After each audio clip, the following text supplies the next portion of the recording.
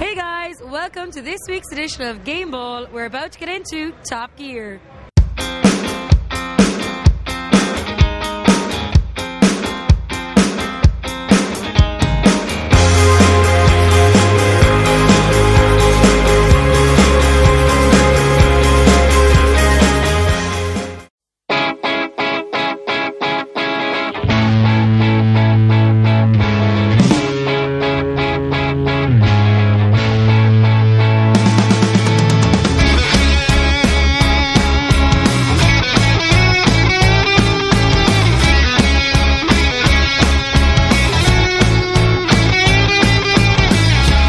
Just out of the show, what do you think about the performance? Super, I have to say.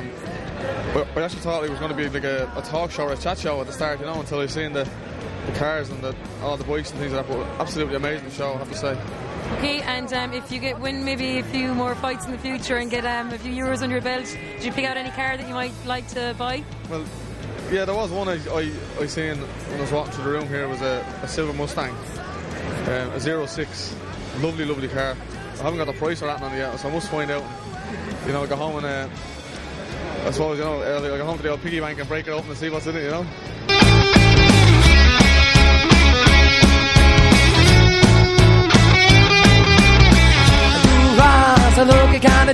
We're surrounded by some of the hottest cars on the planet, something which some of Ireland's hottest couples can only afford, and we're not talking about Rosanna and Wes.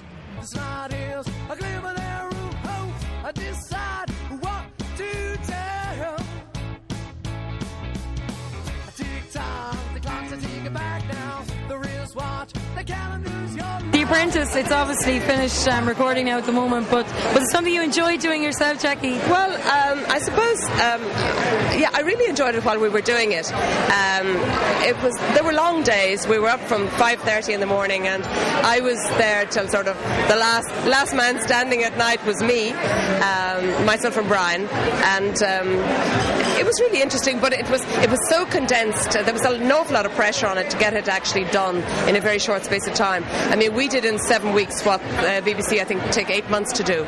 So we were doing 2 episodes a week, 2 boardrooms a week, long hours of filming. But I'm just delighted that the whole thing turned out the way it did and that everybody loves it. That's the most important thing. Yeah, are you surprised at the public reaction? I think the public really taken to it. They love it, and I think every week everyone gets so excited when the boardroom finally comes up.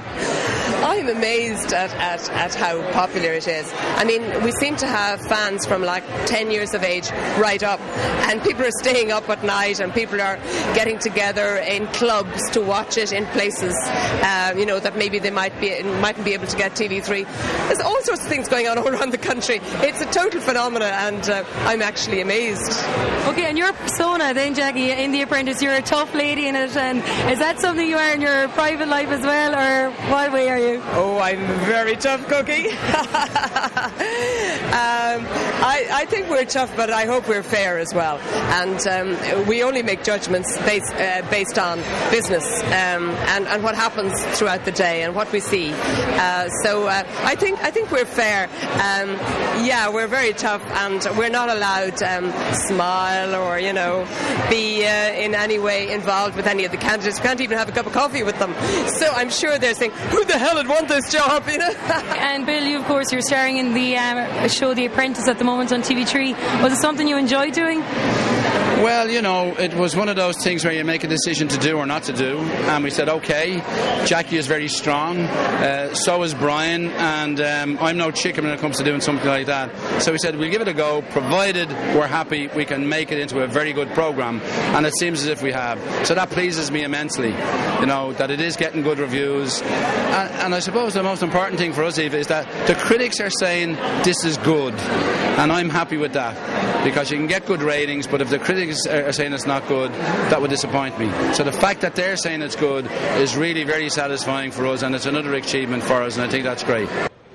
Now to a man swapping the couch for the fast lane of senior county hurling management. The addition of Galway and Antrim to the Leinster Championship, and Antrim will be your opponents in the first round. Is it something that you welcome now coming into the Dublin management scene?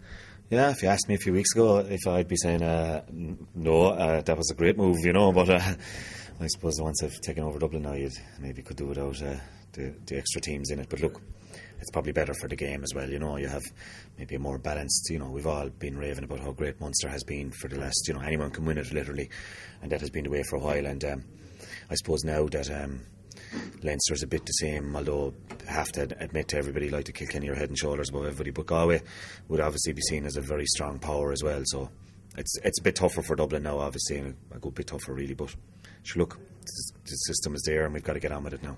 You won't be looking past the first round yet anyway, and gathering a team and things. I suppose it's difficult as well in that you can't get your panel together until the 1st of January, and maybe being a Clare man coming into Dublin, that might be difficult enough. Yeah, it's definitely an advantage to the guys who've, you know, been second and third year with teams. You know, they know their panel, they know probably the talent that's out there.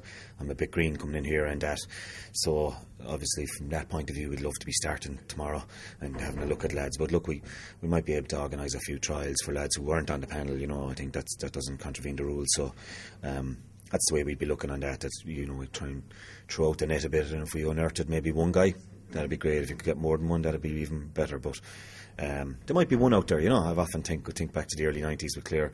Some people questioned why some guys were on the panel in 95, and, you know, they turned out to be big stars after that, so you never know.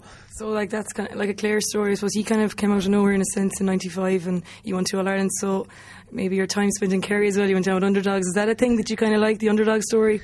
I don't, you know, I wouldn't necessarily be that wouldn't be a deliberate cry now, but I suppose being a Clare man, yeah, I would have started up with Clare maybe in the very late 80s and into the early 90s where things were fairly bad. Like, we wouldn't be Katie Barry, to tell you the truth, but in fairness, at that stage, you know, they had been in the All-Ireland minor final of 89 and then had a great under-21 team in 92, which that great Waterford team beat with Tony Brown and all those lads on. So yeah, it's a bit similar that way, but it took a bit longer then, you know. We had to be hammered in the 93 Munster final and the 94 Munster final before we got to make a break. So I suppose there'll be lessons to be learned along the way, and I'm very conscious. Look, I'm not coming in with a wand saying, look, we're going to win something next year. It's not like that. It's a process. I often think back to the Clare days when, with Len Gaynor, you know, Len immediately came in and spoke about trying to win a Munster Championship, and like, when you were 20 years of age listening to that was, you know, music to my ears at the time, and really made me knuckle down and train that bit harder, and, you know, brought me on a whole lot as a hurler and an individual.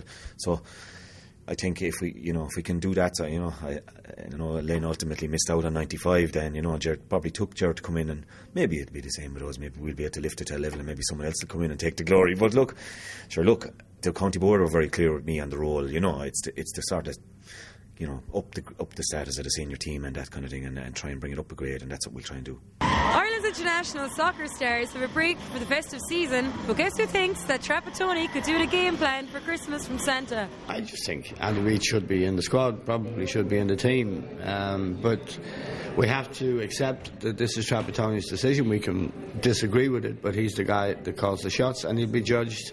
Judgment day will come when we play the big matches. If he wins, he's right. If he loses, we'll kill him. Are you confident that Ireland will make the next World Cup? I'd be much more confident. Yes, I would think we're good enough to. We've made a great start. I'd be much more confident if Andy Reid was in the squad and Lee Carsley was in the squad, and we could persuade Stephen Ireland to come back and play for Ireland. If we had those things, I've no doubt we'd qualify. So I still think we have a very good chance. Stephen Ireland had another good weekend again, of course, last weekend. It must be, of course, were you working the Premiership last weekend or anything? Is it annoying for you seeing him maybe playing well and then saying he should be in the Ireland setup? Or I think it's frustrating for everybody that he is an Irish lad. He's born in Cove. He's one of our own, as they say, and we desperately need a player of his quality in the side. So it is very disappointing. But he's a young guy. He's 21. He's had his problems with the FAI, and he's entitled to make his mind up. But it's frustrating that we don't have his services, because it could make all the difference to us qualifying, and I think, you know, that's very sad.